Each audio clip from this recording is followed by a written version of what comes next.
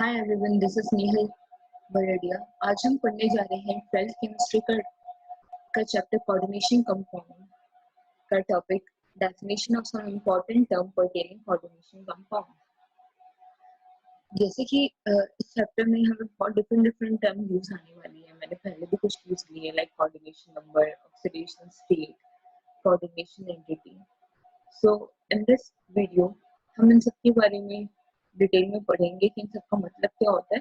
So we can frequently use this term and without any confusion. Okay. So let's start.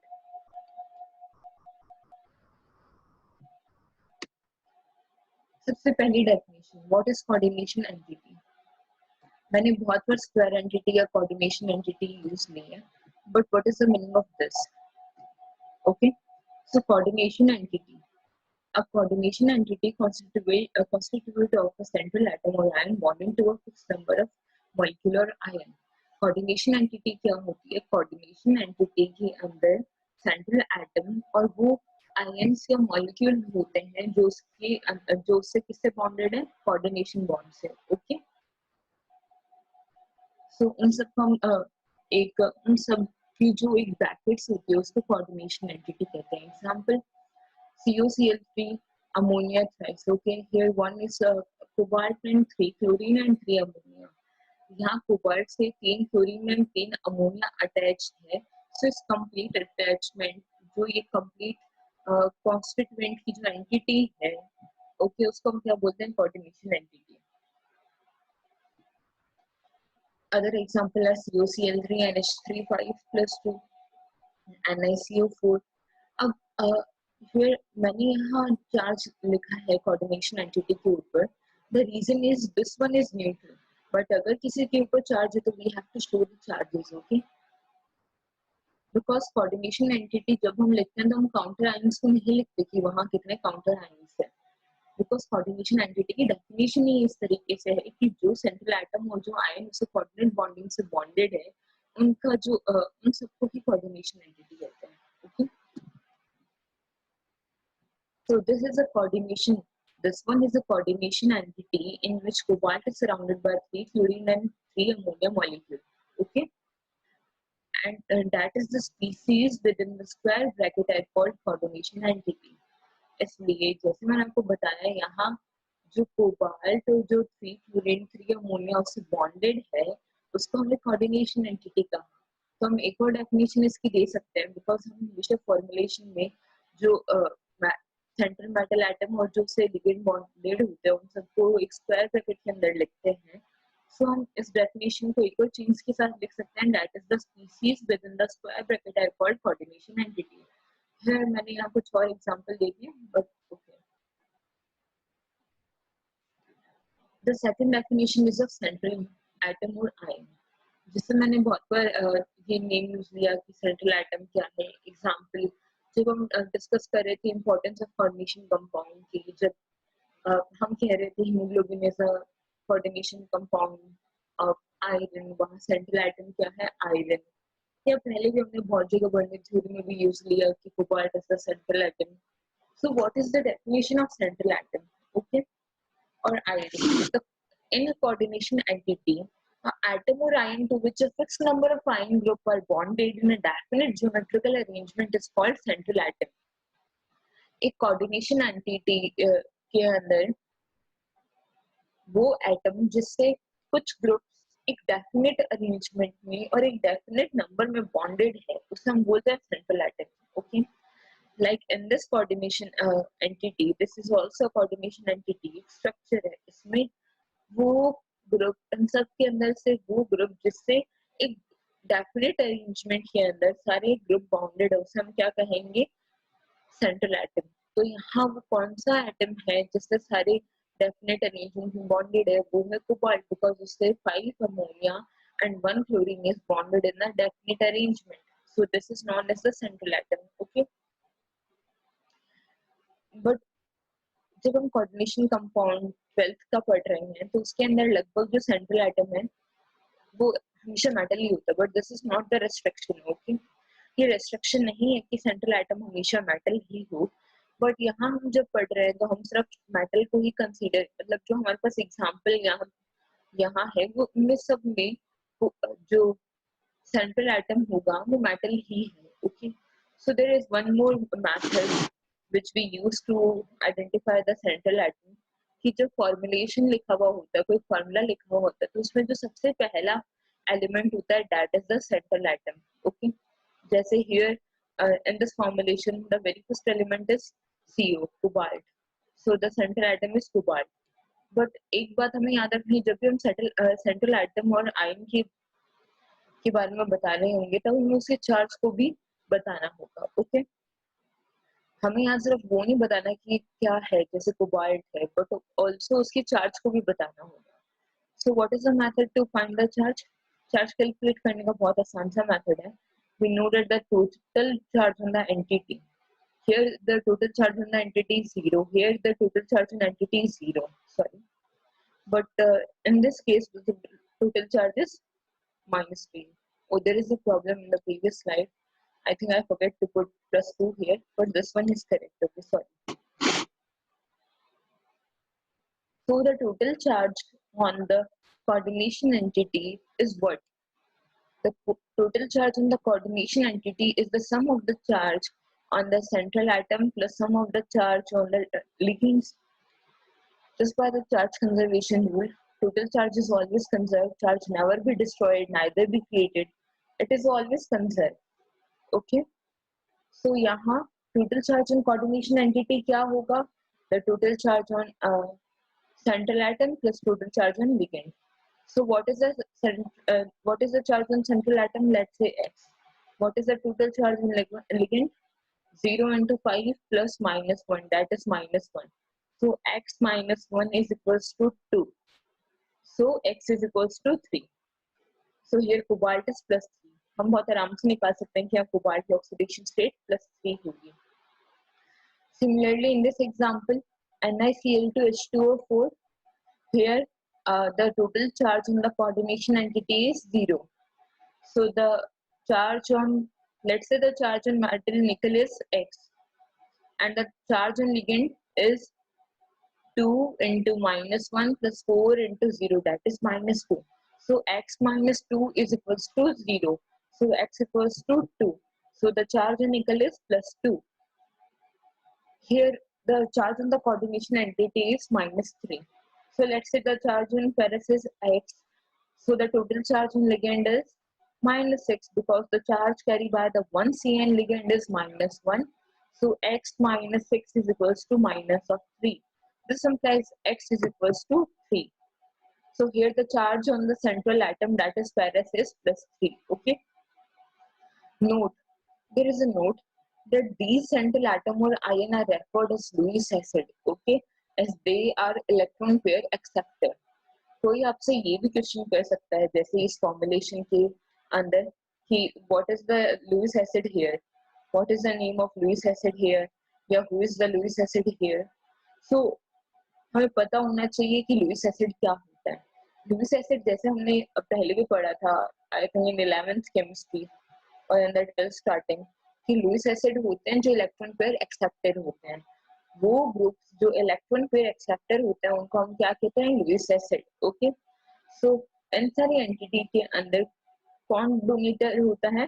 Donate करते हैं जो ligands है ये करते हैं डोनेशन, एंड जो सेंट्रल एटम होता है वो क्या एक्सेप्ट करता है उन डोनेशंस को. जो ये सराउंडिंग एटम है like ammonia, here chlorine, they all donate their electron pair to the central atom and the central atom accept this. Okay, so who is the Lewis acid here? The central atom. So these central atom or ion are also referred as Lewis acid as they are electron pair acceptor.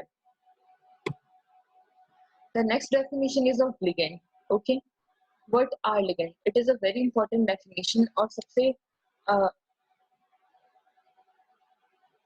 this is a very important definition and आज की video में हम सबसे detail में इसी को पढ़ने वाले हैं. बिकॉज लिगेंड का क्लासिफिकेशन बहुत बड़ा है, बहुत तरह के लिगेंड होते हैं, and it is also very important to study about them. Okay, the ion और molecule bonded to the central atom और ion in the coordination entity are called ligand.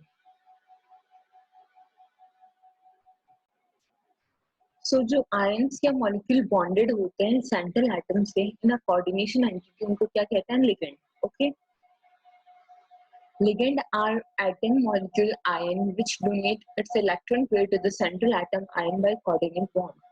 लेकिन वो एटम मॉलिक्यूल या आयन होते हैं जो क्या डोनेट करते हैं? अपने इलेक्ट्रॉन पेयर को to the central atom. So by this definition हम देख सकते हैं कि जैसे मैंने यहाँ एग्जांपल लिया था, here ammonia and the Cl, all the 5 ammonia and the Cl ligand, Cl molecule are donating their electron pair to the cobalt. So by the definition of ligand, we can easily see that we call this 6 atom as ligand. Okay. So एक coordination entity के अंदर एक central atom को छोड़ के और जितने भी molecules होते हैं उन सबको हम क्या कहते हैं? ligand. Okay. And ligand donate their electron pair to the central atom. The classification of ligand. Okay. Ligand का classification. Broadly हम यहाँ 4 type of classification पढ़ने वाले हैं, पर जो 4th number classification है वो NCERT के अंदर नहीं है, and this is also not in the course of and this is also not included in the course of 12th. Okay. The third number classification is not in our course. तो मैंने बस यहाँ उसका name लिखा है, but we are not going to discuss about the third number classification. So let's start. Classification are broadly on 4 types. Classification of ligand are broadly on 4 types. First, on the basis of charge. Charge के basis पर classification कि ligand जो charge carry करता है उसके basis पे जो ligand का क्लासिफिकेशन हो रखा है. Second, on the basis of number of donor site present in a ligand. Okay, कि कितने डोनर साइट है इन अ लिगेंड, और डेंसिटी हम इसके बारे में पढ़ेंगे कि डेंसिटी क्या होती है, डोनर साइट का मतलब क्या है. Okay. The third is on the basis of bonding. Bonding के अकॉर्डिंग 2 टाइप ऑफ क्लासिफिकेशन है. One is classical and the second is non-classical. कि जो ligand bonding करता है central atom के साथ वो 2 टाइप की bonding होती है. One is classical and other is non-classical. But this is not in our course, तो मैं इसके discussion में नहीं जाने वाली, but for information मैंने यहाँ लिख दिया. The fourth one is on the basis of strength. Strength के basis पे ligand का classification दो टाइप के अंदर किया गया है. One is strong field ligand and the other is weak field ligand. Okay, and we are going to read it in coming lectures. जब हम bonding की बात करेंगे, जब हम crystal field and BBT वगैरह इन theories की बात करेंगे, तब हम जानेंगे कि what are strong field ligand and what are weak field ligand. But now I'm going to talk about 1 and 2 on the basis of charge and on the basis of number of donor site present. First, on the basis of charge. So on the basis of charge, ligand are classified in 3 types. Charge 3 ही तरह के होते हैं. One is negative, second is positive, and third is neutral. Okay, तो यहाँ भी 3 type का ही classification है on the basis of charge. One is negatively charged, second is positively charged, and third is neutrally charged. Okay, so पहला negatively charged ligand और ionic ligands. वो ligand जो अपने साथ नेगेटिव चार्ज कैरी करते हैं, वो लिगेंड जिनके ऊपर कोई नेगेटिव चार्ज होता है, तो वो लिगेंड जो एनायनिक होते हैं नेचर, उन सबको हम क्या कहते हैं? उन सबको हम कहते हैं anionic ligand. Okay, example is fluorine minus, bromine minus, H minus, OH minus, Cn minus, carbonate that is CO3 minus 2, bicarbonate HCO3 minus, SO3 minus 2 that is sulphide. This is hydrogen sulfide, this is nitrite, this is amine, this is oxalate, this is acetate, and one is DMG. Okay, there are many other examples. There are infinite number of examples, but I'm not going to write all these examples. मुझे तो example लेना था ना. Okay. तो जो ligand अपने साथ negative charge carry करते हैं उन सबको क्या कहते हैं? Anionic ligand.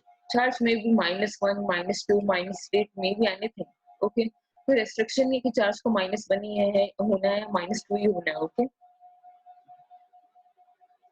The second is positively charge ligand और cationic ligand.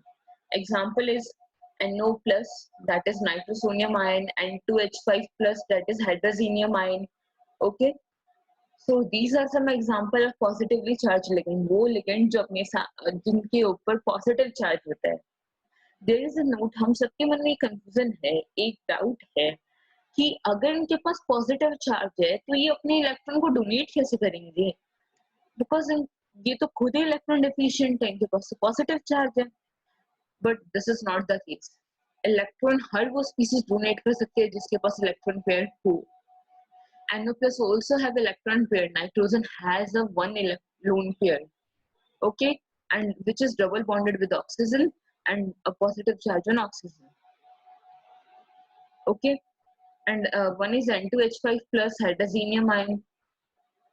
So the note is positive charge does not mean that they will not donate electron pair.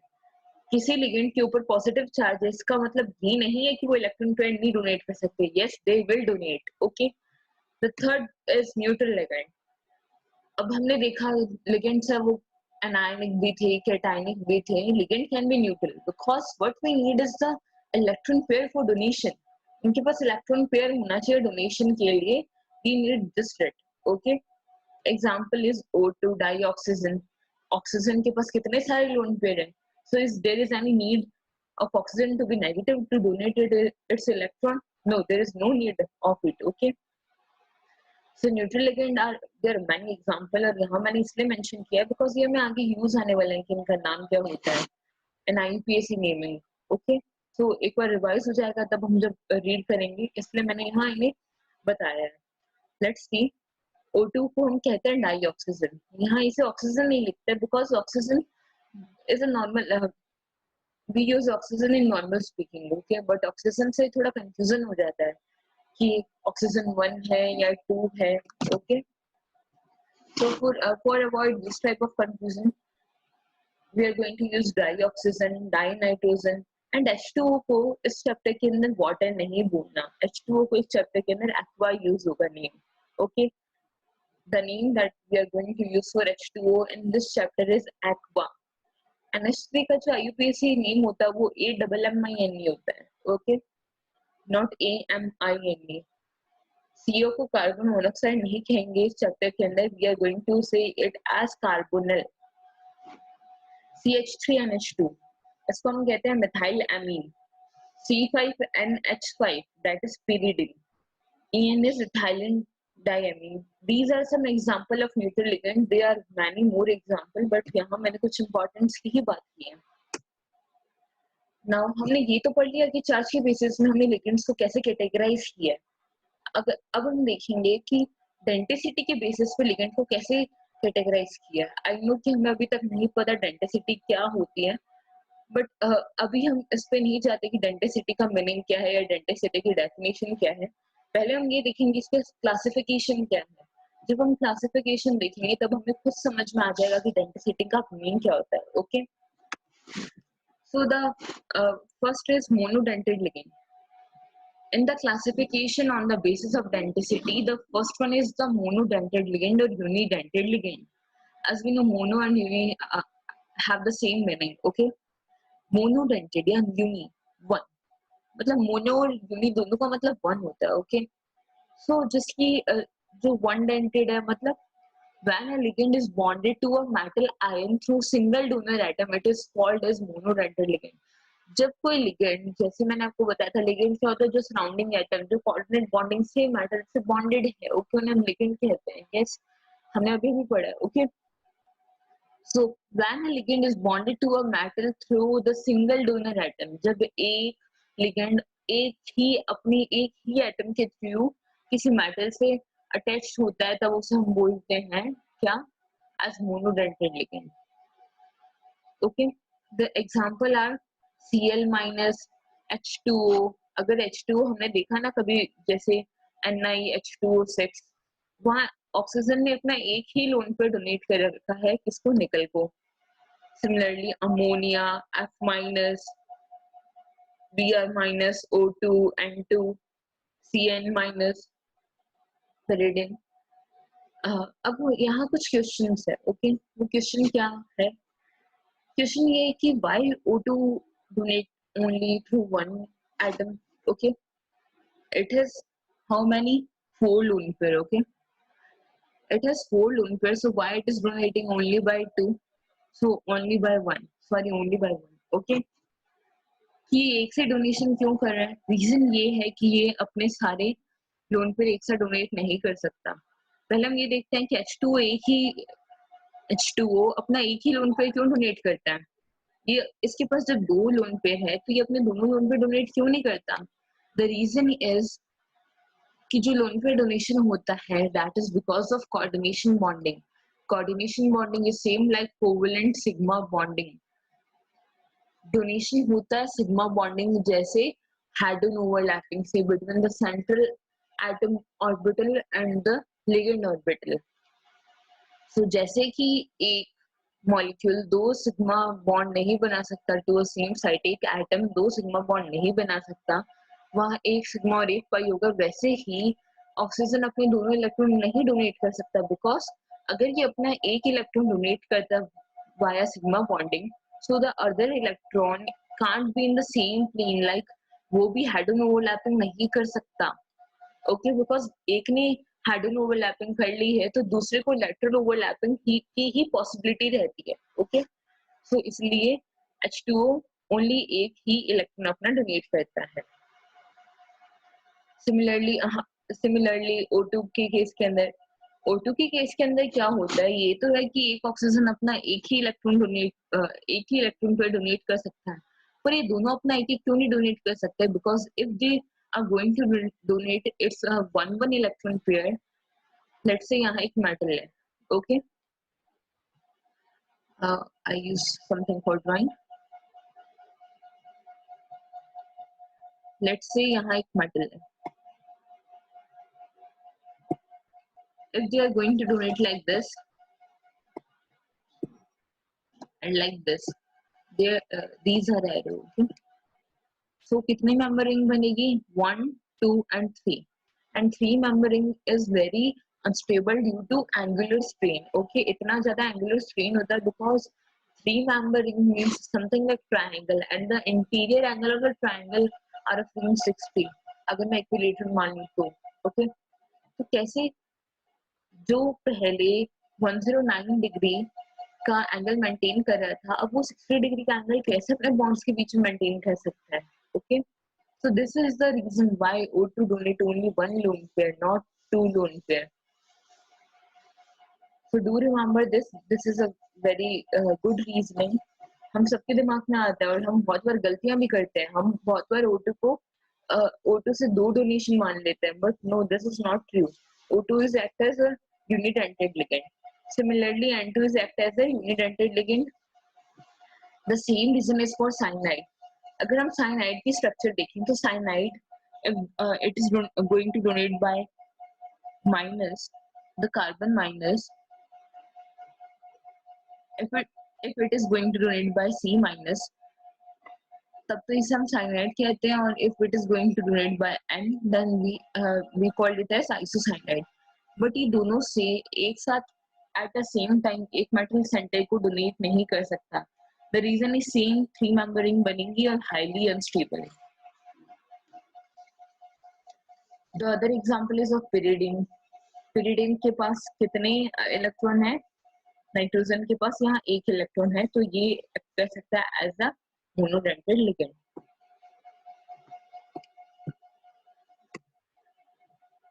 The second one is bidentate ligand.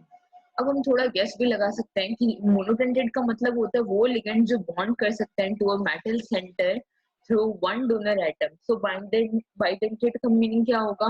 Those ligand which donate 2 electron pair on the same metal atom at same time, they are called as bidentate. जो ligand 2 electron pair को donate कर सकते हैं to a same metal centre at same time, इनको हम क्या कहते हैं? Bidentate ligand.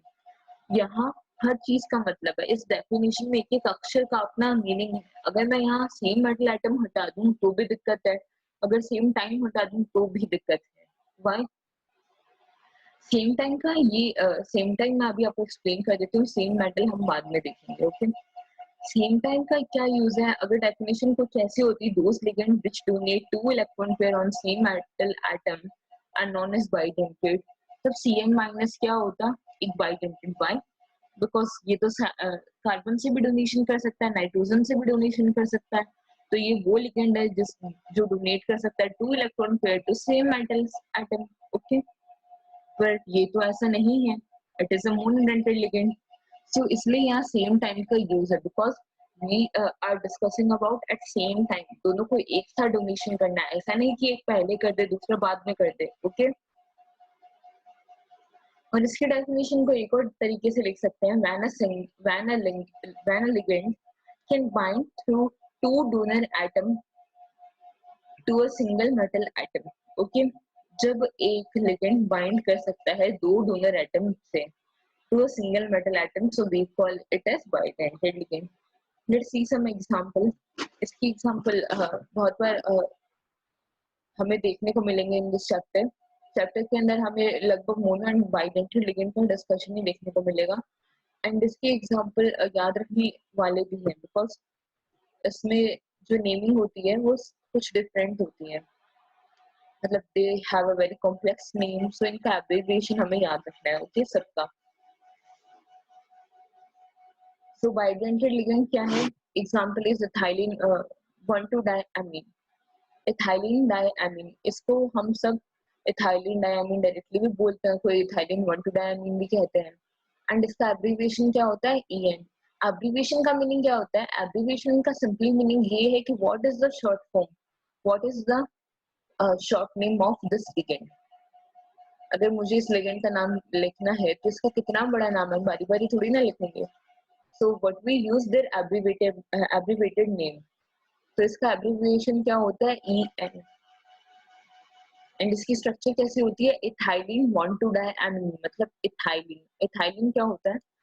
Ethylene, I will show you what is ethylene. जैसे हमने अपने ऑर्गेनिक में पढ़ा है कि इथाइलिन का मतलब क्या होता है।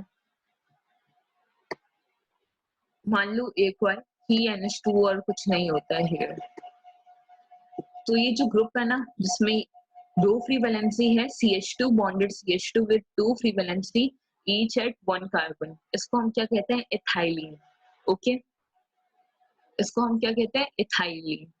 और इसमें हमें, अगर हम इसके अंदर दोनों जगह पे एक एक NH2 को जोड़ देते हैं तो क्या बन जाता है? Ethylene 1,2-diamine। ओके, सो इसके पास कितने डोनर साइट है? This one and this one, there are 2 donor site. And हम देख सकते हैं ये एक ही टाइम पे मेटल सेंटर को डोनेट कर सकते हैं, because the number of member in this ring are 5 and 5-member ring is a quite stable ring। okay, वो अनस्टेबल नहीं है, वो बहुत स्टेबल होती है, तो ये डोनेशन पॉसिबल है। Other example is of glycinate ion। Glycinate is GLY। The abbreviation used for glycinate ion is GLY। This is a ion of amino acid glycine। हम 12th की ही एंडिंग के अंदर I think in biomolecules we are going to read about amino acid, जिसके अंदर glycine is a very popular amino acid because this is the only amino acid which is achiral, means which is optically inactive, which does not have any chiral center। okay, हम देख सकते हैं यहाँ कोई chiral center नहीं है because there are two hydrogen, two same group on carbon। so let's go to our discussion कि इसकी स्ट्रक्चर क्या होती है।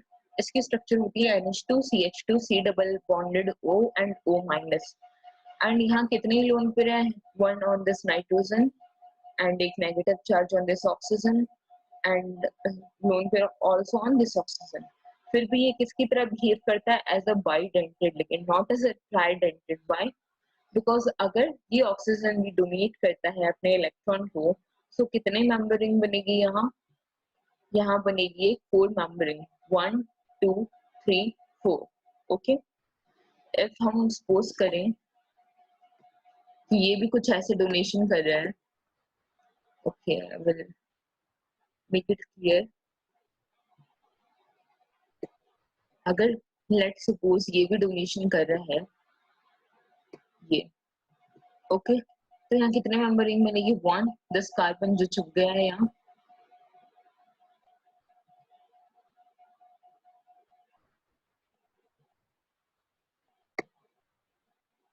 ओके, 1 2 3 एंड 4, यहाँ 4 मेंबर रिंग बनेगी जो क्या होती है कंस्टेबल रिंग, मतलब यहाँ इतनी स्टेबल नहीं है। और एक और रीजन ये है कि यहाँ रेजोनेंस है, कभी नेगेटिव चार्ज इधर है कभी उधर है। So because of these reasons, the oxygen donate नहीं करता and this is a bidentate ligand, not a tridentate ligand. Okay. The other example is dimethyl glyoximate. Dimethyl and glyoximate. इसकी स्ट्रक्चर कुछ ऐसी होती है, C single bond C double bond nitrogen O minus CH3, C single bond C CH3 double bond N O minus. Here is a CH3 double bonded N OH. Okay. अगर हम यहाँ हम अगर लोन पेयर देखें तो यहाँ भी इन oxygen के पास भी लोन पेयर है एंड इन नाइट्रोजन के पास भी, but because of the same reason as glycinate ion ये अपने इलेक्ट्रॉन्स को डोनेट नहीं कर सकते। And also we know that the donation capacity of nitrogen is greater than oxygen. So यहाँ डोनेशन किसके थ्रू होता है, यहाँ डोनेशन होता है थ्रू नाइट्रोजन। ओके। एंड कितने मेंबर रिंग बनेगी after this donation, 5 member ring which is quite stable. Okay, so DMG is a bidentate ligand, not a tetradentate ligand. Do remember this. Propylene diamine, इसका abbreviation क्या होता है, PN। इसकी structure होती है CH3 CH CH2 and 1 and 2 position पे एक ही chemistry जुड़े हुए होते हैं। यहाँ तो क्लियरली ओनली दो ही लोन पेयर है, one on each nitrogen. If it donate to a metal center, 5 member ring is formed which is stable. Okay, so it will behave as a bidentate ligand.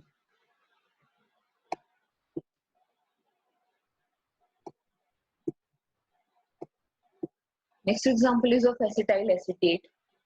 इसकी structure होती है C double bonded O CH3 CH C double bonded C O minus and CH3। ये हम देख सकते हैं कि resonance is possible, इसलिए मैंने यहाँ दोनों स्ट्रक्चर बनाई है, बिकॉज ऐसा नहीं है कि नेगेटिव चार्ज सरफेस ऑक्सीजन पे रहेगा, it will resonate throughout this branch.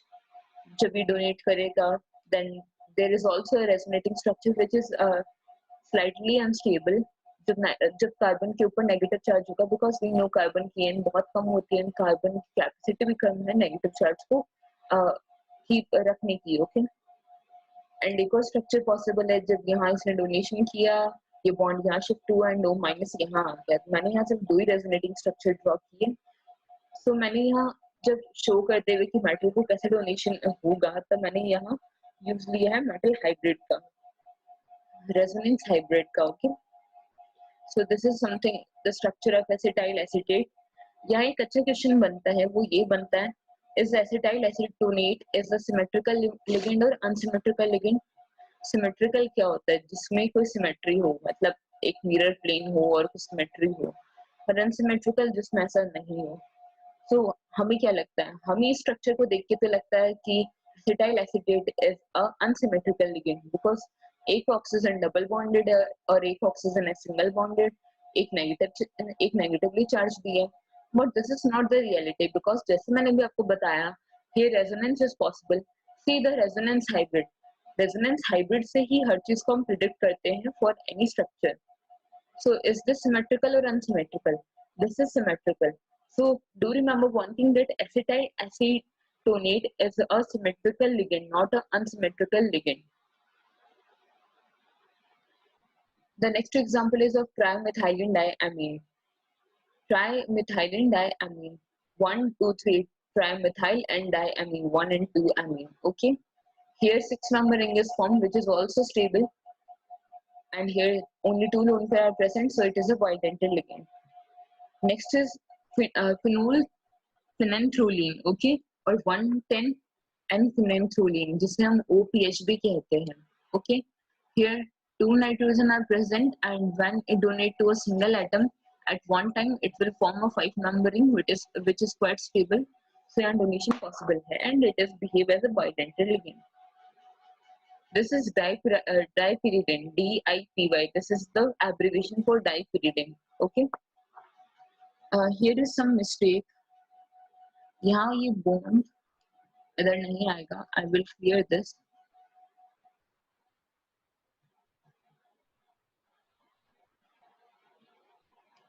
ये बॉन्ड यहाँ नहीं आएगा, ये बॉन्ड यहाँ और यहाँ आएगा। ओके, मैं नेक्स्ट स्लाइड में मैंने इसे करेक्ट कर रखा है। Let's see this one.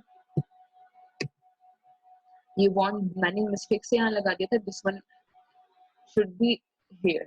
Okay, so after donation through two nitrogen, this is one pyridine, this is another pyridine, and both have one nitrogen. Okay, after donation to this two nitrogen atom, the ring formed is of 5 member, which is quite stable. Okay, so this is behave as a bidentate ligand.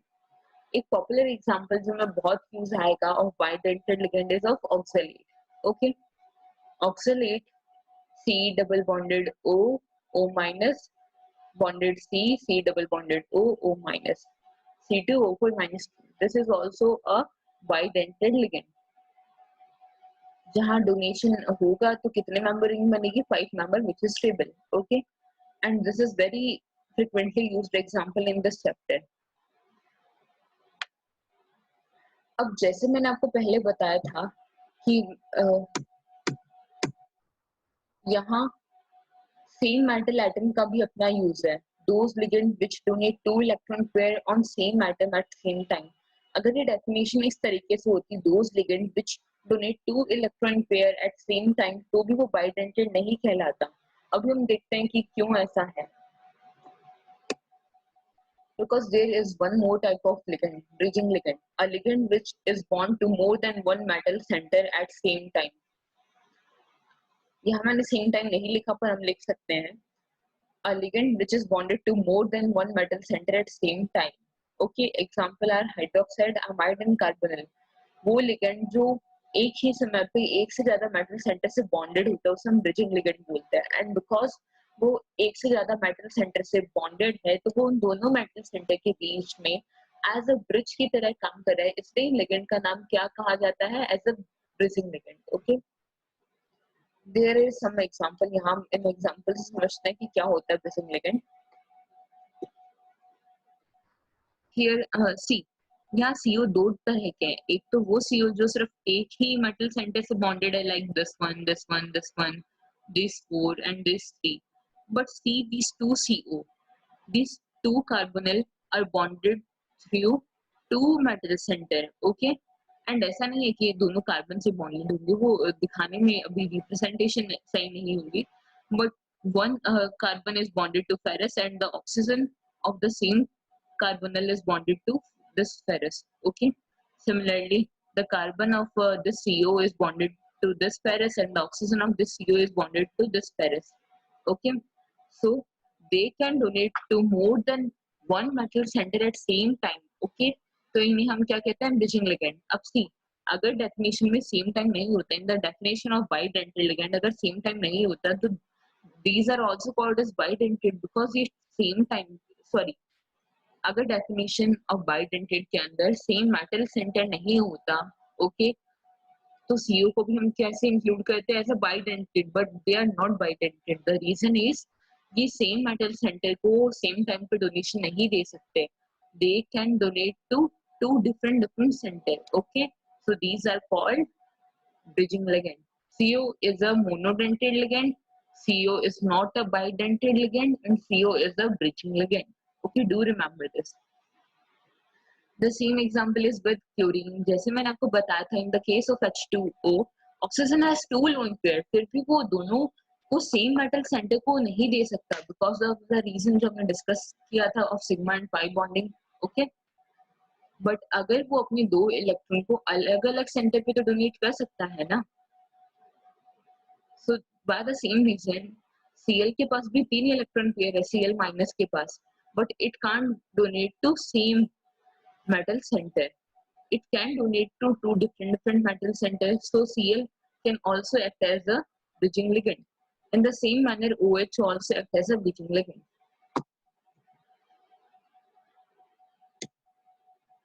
Now, the next one is polydentate ligand. जैसे हमने पढ़ा bidentate, monodentate, वैसे polydentate. अब because हम सबके तो example पढ़ेंगे नहीं, कितने भी डेंटेड हो सकते हैं, बाई हो सकता है, डाई हो सकता है, सॉरी मोनो हो सकता है, बाई हो सकता है, ट्राई हो सकता है, टेट्रा हो सकता है, पेंटा हो सकता है, हेक्सा हो सकता है। सो अब बिकॉज अब एग्जाम्पल में लिमिटेड हो जाएंगे, ऐसे लिगेंड्स भी कम होते हैं जिनकी डोनेशन 4 हो, 5 हो, 6 हो। सो इन सबको हम एक साथ ही पढ़ लेंगे with polydentate ligand. When several donor atoms are present in a single ligand, it is known as polydentate ligand. Okay, जब बहुत सारे डोनर एटम प्रेजेंट होते हैं इन अ सिंगल लिगेंड, उसको हम क्या बोलते हैं? Polydentate. And obviously here one thing कि वो एक साथ डोनेशन कर पाए। Example are triethylene tetramine, ethylene diamine tetraacetate, that is EDTA, जो बहुत फेमस है, हमने पहले इंपॉर्टेंस में भी पढ़ा था। Hardness of water, how to measure hardness of water. Okay, वहां हमने पढ़ा था कि EDTA का यूज कैसे आता है and the lead poisoning removing. Okay, so let's see the example. Triethylene tetraamine, 3 ethylene group and 4 amine. Here is one ethylene, this is the second ethylene group, and this is the third ethylene group, and 1 2 3 4 amine. Here we have 4 lone pair जो एक साथ at a time can donate to single metal center, because ring होगी वो stable होगी, because it is of 5 member. अगर हम देखें यहाँ कोई भी मेटल सेंटर है, ये भी डोनेट कर रहा है एंड ये भी डोनेट कर रहा है, so the ring formed is of 5 member. Okay, वो भी स्टेबल होगी, so it can donate at a single time. ऐसे लिगेंड्स जिनकी जो बहुत सारे डोनर एटम से लिगेंड से बॉन्ड हो सकते हैं, उनको हम क्या कहते हैं? Polydentate ligand. One famous example is of EDTA। EDTA क्या होता है? Ethylene diamine tetraacetate. this D, this T, and this A. Ethylene diamine tetraacetate, EDTA. So इसमें एक इथाइलिन है, 2 एमीन है, 4 एसिटेट ग्रुप है। This is the ethylene group. These are the 2 amine group and these are the acetate. Acetate क्या होता है? CH3 C double bonded O minus. Okay, C double bonded O and O minus. Okay, so this is the acetate group. These 4 are the acetate group. Okay, let's see how many donor site it have, और कितने maximum site से donation कर सकता है same time. This nitrogen, these 2 nitrogen, and 1 2 3 and 4, these 4 oxygen. Okay, so it can donate to a maximum of 6 ligand donor site at same time. Okay, so these type of ligand are known as polydentate ligand. There are more example, but I'm not going to show you all because हमें लगभग EDTA का use आता है। The fourth definition is of chelate ligand. Chelate ligand किन्हें कहते हैं? When a di or polydentate ligand uses 2 or more donor atom to bind a single atom, it is said to be a chelate ligand. कोई भी die या polydentate ligand जो use करता है अपने 2 या 2 से ज्यादा atom to bind a single atom, उसे हम क्या कहते हैं? CLAT ligand. क्लेट क्या होता है? Chelate is used for ring. जो लिगेंड डोनेशन से रिंग फॉर्म करता है, जैसे हमने देखा कि जो भी बाइडेंटेड लिगेंड थे, मैं वहां क्या डिस्कस कर रही थी कि कितने मेंबर रिंग बनते हैं। हमने वहां क्या देखा? हर बाइडेंटेड लिगेंड एक रिंग फॉर्मेशन करता है। Okay, bye it's 2 donor side and जो भी उसकी रिंग है उससे रिंग फॉर्मेशन होती है। Similarly for any polydentate ligand, सो ये ऐसे लिगेंड जो डोनेट करते हैं सिंगल मेटल एटम को with more than 2 or more donor site, these ligand are called as chelating ligand. Okay, and one more thing जो हमें याद रखनी है कि जितना ज्यादा chelation होगा उतनी ज्यादा स्टेबिलिटी होगी of complex. Chelation, the ring formation increases the stability of complex. Because हम ही सोचें, अगर तूफान आ रहा है, ओके, एंड अकेला इंसान खड़ा है, तो वो बहुत आराम से उसे चोट पहुंच सकती है। बट एक बहुत सारे लोग एक दूसरे का हाथ पकड़ के हिले तो दे आर वेरी स्टेबल, उनको हिलाना बहुत मुश्किल होगा। Okay, so by the same reason the chelation effect increases the stability of complex. Okay, so chelation implies stability of complex. Now the next definition is of ambidentate ligand. हम बहुत बार पढ़ेंगे अब कि ambidentate ligand है ये, अब देखते हैं कि एम्बीडेंटेड लिगेंड होते क्या है। Ligand which can ligate through two or more different atoms are called ambidentate ligand. वो ligand जो bond हो सकते हैं through two or more different atoms are called ambidentate ligand. जैसे हमने एग्जांपल देखा था साइनाइड का, ओके, वो दो या दो से ज्यादा डोनर साइड से बॉन्ड हो सकता है ना, मतलब एक लिगेंड है वो कभी तो कार्बन से बॉन्ड होता है, कभी नाइट्रोजन से बॉन्ड होता है, लाइक साइनाइड। तो उसे हम क्या कहते हैं, वैसे लिगेंड्स को कहा जाता है एम्बीडेंटेड लिगेंड्स। Example is NO2-। हम देखिए NO2- के अंदर नाइट्रोजन के पास भी अपना लोन पेयर है और ऑक्सीजन के पास भी लोन पेयर है, okay. So it can donate by both nitrogen और ऑक्सीजन, बट ये है कि ये दोनों सेम टाइम पे डोनेशन नहीं कर सकते, okay, because if they donate at same time a three member ring is formed which is very unstable, okay, so वो donation possible नहीं है। but अगर ये किसी से बाइंड होता है तो इसके पास दो possibility, it may bind from nitrogen and may bind from oxygen. So जब ये NO2 माइनस बाइंड करता है थ्रू नाइट्रोजन तब हम इसे कहते हैं नाइट्रो, एंड जब ये बाइंड करता है through oxygen we call it as nitrito. There are also more examples जिसमें मैं दिखाने वाली हूँ तुम्हें of ambidentate ligands. I think मैंने पहले ही दिखा दिए थे।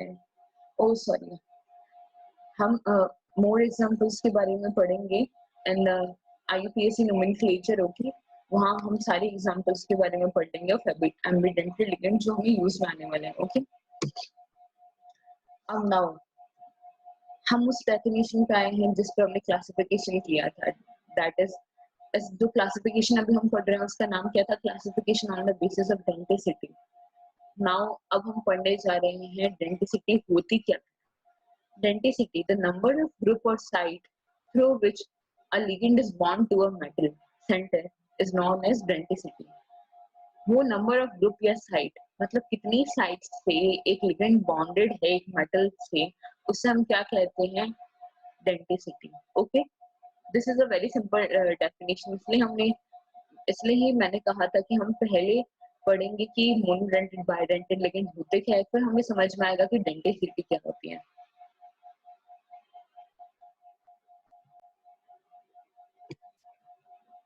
नाउ हम बात करेंगे फ्लेक्सीडेंटल लिगेंड के बारे में।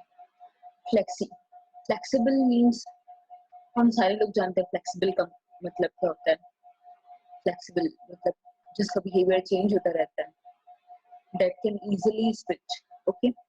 So वैसे ही फ्लेक्सीडेंटल लिगेंड क्या होते हैं, ligand whose denticity depend upon condition, मतलब जो अपनी डेंटिसिटी के बीच में स्विच कर सकते हैं। कभी तो वो कितने मेटल सेंटर से बॉन्ड, कभी तो वो कितने डोनर साइड से बॉन्ड करते हैं और कभी कितने अलग से, मींस कभी तो वो दो से कर रहे हैं कभी तीन से कर रहे हैं, ओके। सो ऐसे लिगेंड्स को क्या कहते हैं, फ्लेक्सीडेंटल लिगेंड्स। यहाँ मैंने एक एग्जांपल लिखा है of cobalt ammonia 5SO4+ and cobalt ammonia 4SO4+। देख के तो लगता है कि ये वाला कंपाउंड गलत लिखा हुआ है, अगर ये सही लिखा हुआ है और अगर ये सही लिखा हुआ है तो ये गलत, बिकॉज ऐसा थोड़ा ना हो सकता है कि एक अमोनिया निकाला जो भी कॉम्प्लेक्स है वो कोऑर्डिनेशन नंबर 6 के साथ ही है, ओके, बट ये पॉसिबल है because of the flexible behaviour of the ligands. जैसे मैंने यहाँ लिखा है it is given that coordination number 6, ये मैं पहले क्लियर कर रही हूँ कि दोनों का कोऑर्डिनेशन नंबर 6 है, फिर भी यहाँ 5 अमोनिया और यहाँ 4 अमोनिया है। इसका मतलब वेरी क्लियर कि यहाँ सल्फेट है वो acting as monodentate ligand and here sulphate is acting as a bidentate ligand, okay.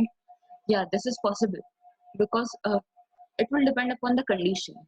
कभी कभार कंडीशंस के मुताबिक भी काम करना पड़ता है। जब एक अमोनिया यहाँ से लीव कर गया तब सल्फेट ने 4 मेंबर रिंग होने के बावजूद भी इसे बनाया, बिकॉज ये हमने अभी तक पढ़ा कि 4 मेंबर इज अनस्टेबल, बट कभी कभार इसे बना सकते हैं, it is not unstable as 3 member ring, okay. So this compound can also be formed, it is very clear that this one is stable more than this one, yeah, because here 4 member ring है जो इतनी stable नहीं होती, फिर भी this is also possible because of the फ्लेक्सीडेंटेड behavior। यहाँ हम देख सकते हैं कि सल्फेट only bonded है through one oxygen, but here it is bonded through both of his oxygen side. Okay. So in first complex, sulfate is acting as a monodentate, and in second complex, sulfate is acting as a bidentate ligand. मैंने पहले अब हाँ यहाँ मैंने question लिख रखा है, hydrazine has two donor sites, why it can only donate its one electron pair to a metal center. Okay, हमने इसका आंसर पहले भी बहुत बार डिस्कस कर लिया है, बट नाउ मैं एक और बार फिर से डिस्कस कर रही हूँ कि हमें अच्छे से समझ में आ जाए. ओके, क्वेश्चन ये है कि हाइड्रोजन के पास दो लोन पेयर है on one nitrogen, so why it is a monodentate ligand, why it can't behave as a bidentate ligand. Okay, answer is if we donate two lone pair, then three-member ring will form, which is unstable due to angle strain. अगर late से मैंने मान लिया, ऐसा होता नहीं है, फिर भी अगर मैंने मान लिया कि नाइट्रोजन अपने दोनों लोन पेयर से डोनेट कर रहा है, तो कुछ ऐसा बनेगा. यहाँ कितने मेंबर रिंग है? 3 मेंबर रिंग, और एंगल लगभग कितना है हर किसी के बीच में? 60 डिग्री का. तो कितना एंगुलर स्ट्रेन है बिटवीन ईच बॉन्ड. ओके, कितना हाई रिपल्शन है. So this one is not stable, this is a unstable system, and कभी भी एक सिस्टम अपनी स्टेबिलिटी को डिक्रीज नहीं करता. So this type of things are not formed in nature. Okay, so अभी हम एक नोट लिख रहे हैं, हमें इस नोट को याद रखना है. जो भी हमने एक कंक्लूजन निकाला कि 4 भी इतनी स्टेबल नहीं है, 3 तो अनस्टेबल है ही, उन सबको एज अ नोट मैंने यहाँ राइट कर रखा है. ओके, एंड आपको भी ये नोट याद रखना है, बिकॉज ये बहुत यूजफुल है. अगर आपको कभी भी ये पता लगाना है कि ये लिगेंड है, ये मुझे मोनोडेंटेड की तरह कंसीडर करना है, बाई की तरह कंसीडर करना है, और tetra trace may be anything. Okay, so very simply we can judge it by this note. Generally 4, 5, 6 member ring are more stable, 3 member ring is unstable due to angle strain, and 7 or more member is also unstable due to steric crowding and repulsion. 3 member unstable होती है angle strain की वजह से, and 7 member या उससे भी ज्यादा member ring unstable होती है due to steric crowding. Okay, and 4, 5, 6 member ring stable होती है, पर 4 भी इतनी स्टेबल नहीं होती जितनी 5 और 6 स्टेबल होती है, बिकॉज 4 के अंदर भी एंगल कहाँ तक पहुंच पाता है? 90 के बराबर.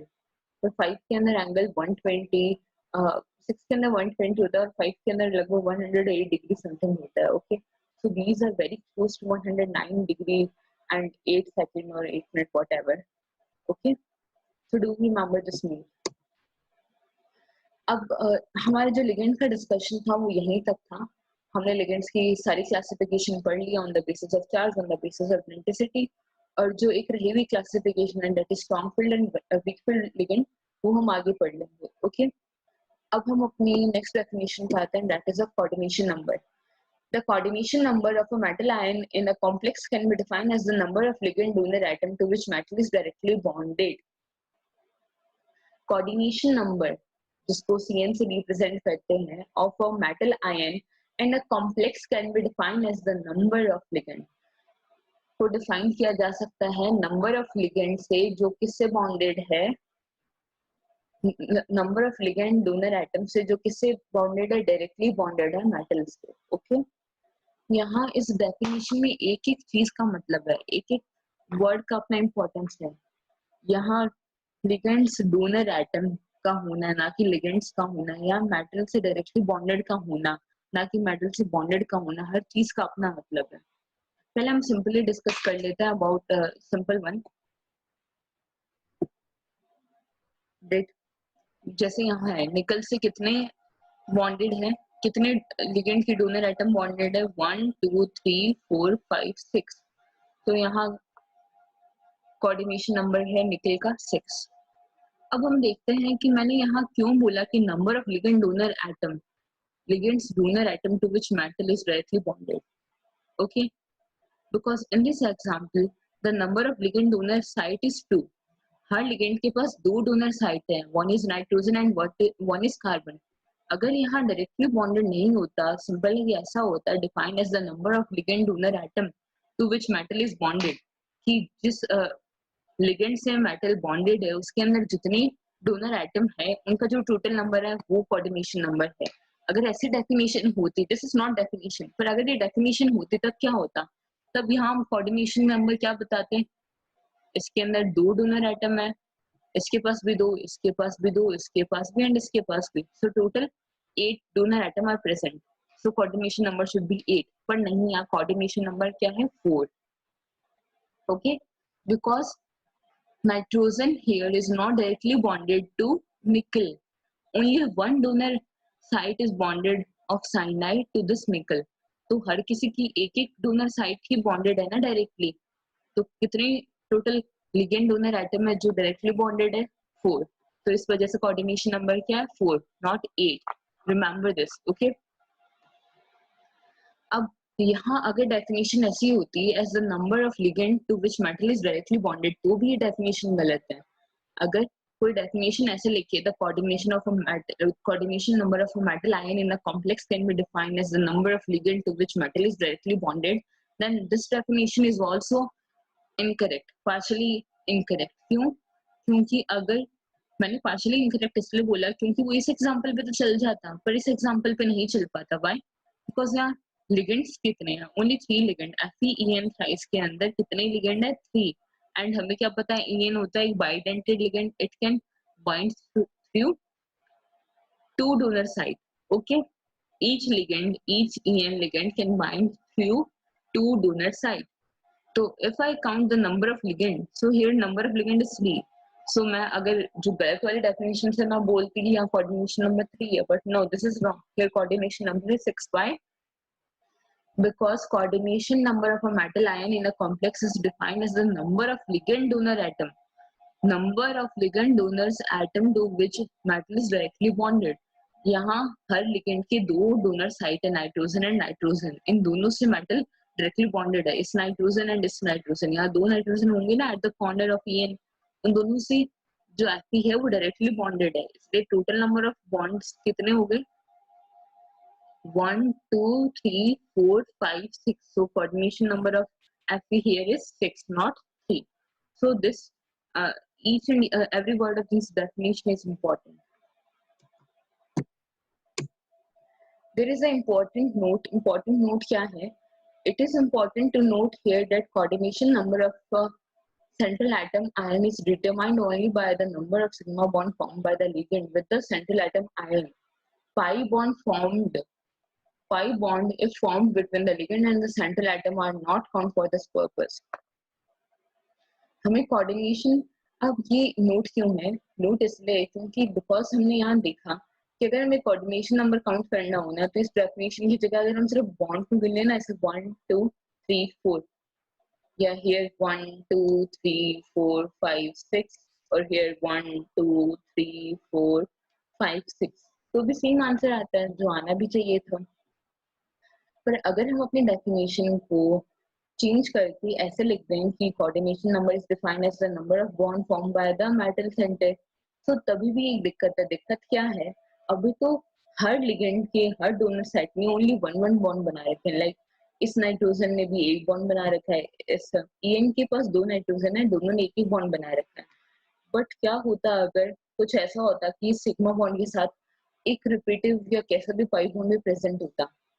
अगर तब मैं टोटल नंबर ऑफ बॉन्ड गिनती तो मैं सिग्मा को भी काउंट करती एंड पाई को भी काउंट करती। ओके, तब दिक्कत हो जाती है, बिकॉज कोई बोलता कोऑर्डिनेशन नंबर 7 है, कोई बोलता फॉर दिस, अगर सबके साथ होता तो कोई बोलता कोऑर्डिनेशन नंबर 12 है।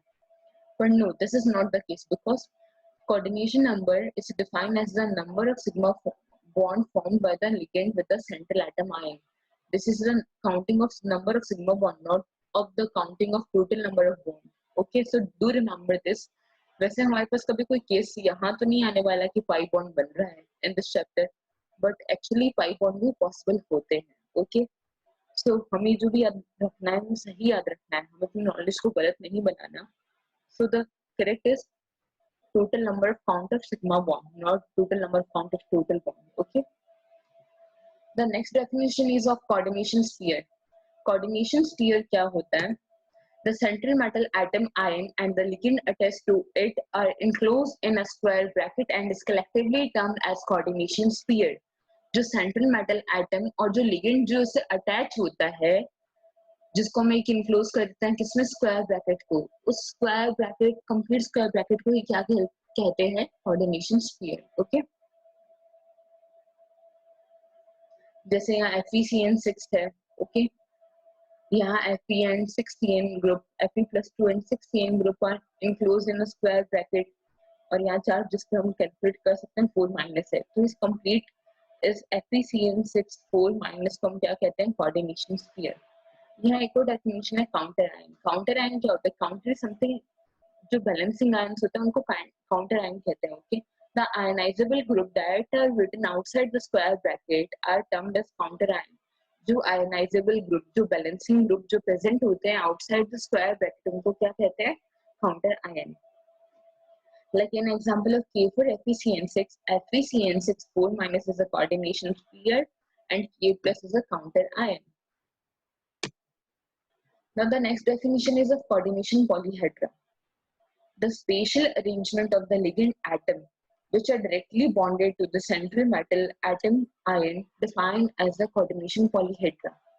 जैसा हमने पहले बात किया था कि लिगेंड के जो लिगेंड्स का ओरिएंटेशन है अराउंड द सेंट्रल एटम, जो लिगेंड्स का ओरिएंटेशन है around the central atom is in a spatial arrangement according to the coordination number की 4 है, 5 है, 6 है, whatever it is, उसके अकॉर्डिंग उन सबका एक विशेष अरेंजमेंट होता है about coordination about the central atom which is decided by the orbital and all. Okay, उसको हम क्या कहते हैं, coordination polyhedra. Okay, and common coordination polyhedra are octahedral, tetrahedral, square planar, trigonal, bipyramidal and square pyramidal. इसको octahedral क्यों कहते हैं, इसको octahedral इसलिए कहते हैं if you attach this all ligands by each other, like हम देख सकते हैं यहाँ स्क्वायर बेस है, यहाँ these 4 ligands जिन पे मैं अपने कर्सर को मूव कर रही हूँ and this metal center, this 4 are in a plane. Okay, and if मैं इस प्लेन के हर वर्टेक्स को इनसे ज्वाइन करती हूँ, इस प्लेन के हर वर्टेक्स को इस हर टॉप एंड बॉटम एल से इन दोनों से ज्वाइन करती हूँ, तो मुझे एक ऐसी स्ट्रक्चर मिलेगी जिसके अंदर 8 फेसेस होंगे। ओके, हर फेस पे 3 लिगेंड्स होंगे, इसलिए इसको ऑक्टाहेड्रल कहते हैं। Hedral is something stand for face, hedra मतलब फेस, जो वो स्ट्रक्चर मिलेगी उसके 8 फेसेस होंगे, 4 अबव, बिकॉज 4 वर्टेक्स से हर किसी को ज्वाइन करेंगे। ओके, तब 4 तो ऊपर फेसेस मिलेंगे एंड 4 इस वाली से ज्वाइन होने पर मिलेंगे। So there are total number of 8 hedra, there are total number of 8 faces, इसलिए इस शेप को कहते हैं ऑक्टाहेड्रल। इसको टेट्राहेड्रल इसलिए कहते हैं बिकॉज अगर मैं इसको ज्वाइन करूंगी, here is a triangular base जिसके अंदर ligand this 3 ligand comes in this. Okay, वो मेटल है वो इस बेस के अंदर कोप्लेनर नहीं होगा because this is a tetrahedral structure. जब मैं उस बेस के हर किसी को लिगेंड से अटैच करूंगी तो मुझे एक स्ट्रक्चर मिलेगी जिसके अंदर 4 हेड्रल होंगे, मतलब उसके अंदर 4 फेसेस होंगे, इसलिए इस शेप को कहते हैं tetrahedral. This is square planar. Square planar क्यों, क्योंकि these all lie in a single plane, जो लिगेंड्स होते हैं in square planar they all lie in a single plane, इसलिए इसको स्क्वायर प्लेनर कहते हैं। This is trigonal bipyramidal. Trigonal bipyramidal इसे क्यों कहते हैं, because this is a triangle जिसके अंदर this 3 ligand and this metal are in same plane, and एक लिगेंड ऊपर होता है, एक लिगेंड नीचे होता है। सिमिलर फैशन जैसे हम ऑक्टाहेड्रल के लिए ज्वाइन कर रहे थे, उसी फैशन में अगर इनको भी ज्वाइन करते हैं तो there are 2 pyramid, one at the top and one at the bottom. जैसे पिरामिड की स्ट्रक्चर होती है वैसे 2 पिरामिड की स्ट्रक्चर हमें मिलेगी, इसलिए से ट्राइगोनल मतलब trigonal base and bi pyramidal कहते हैं। Okay, and this one is square pyramidal because a square base, ये जैसे ये स्क्वायर प्लेनर, ऐसा नहीं लगता ये कंपाउंड बनाया गया कि स्क्वायर प्लेनर के टॉप पे एक लिगेंड आ जाए। Yes, so the base is square planar, here the base is square planar and one ligand is at the top. When you join them, then it form a square pyramid, मतलब एक pyramid जिसका जो base है वो square है। Normally pyramid का base क्या होता है, ट्राइगोनल, बट हम इसको स्क्वायर पिरामिड कहते हैं। Okay, So these are some common coordination polyhedra जो coordination compounds के लिए देखे जाते हैं. Now the next definition is of oxidation number of central atom. कि oxidation number क्या होता है central atom का. The oxidation number of central atom ion in a complex is defined as the charge it would carry if all ligands are removed along with their electron pair that they share with the central atom. Oxidation number central atom का वो charge होता है जो उसके ऊपर है, जो वो कैरी कर रहा है जब जो भी लिगेंड्स उससे बॉन्डेड थे उन सबको हटा दिया. और हमें क्या पता है लिगेंड अपने इलेक्ट्रॉन पेयर को भी डोनेट करता है, तो हमने उन इलेक्ट्रॉन पेयर को भी उन इलेक्ट्रॉन पेयर को भी हटा दिया है. ओके, तब जो सेंट्रल एटम चार्ज कैरी करेगा उसको ऑक्सीडेशन नंबर कहते हैं. और जनरली ऑक्सीडेशन नंबर को रोमन न्यूमेरल के अंदर ब्रैकेट्स में लिखा जाता है. Okay, there is one thing, यहाँ मैंने एक फॉर्मूला लिखा हुआ है जो हमने पहले भी यूज लिया है. जस्ट रिवाइज के लिए मैंने यहाँ लिखा है कि charge on coordination entity can be written as charge on central atom plus total charge on ligand. This formula is derived only by the charge conservation. बहुत ही सिंपल चार्ज कंजर्वेशन का जो हमारा बेसिक रूल है उससे formula मैंने बनाया है. ओके, जो टोटल चार्ज होता है इस पर एंटिटी पे वो बराबर किसके होता है, charge on central atom plus total charge of ligand. So let's calculate the oxidation state of copper in this compound CuCN6-3. So charge on central atom क्या होगा, charge on coordination entity minus total charge on ligand. Charge on coordination entity is here -3 and charge on ligand. Her ligand के पास कितना charge है, -1. तो 6 ligands के पास कितना होगा, -6. So -3 minus of -6 is equals to +3. Simple maths हर कोई कर सकते हैं हम लोग, because we are in 12th class. Okay, थोड़ा check कीजिए, this is correct.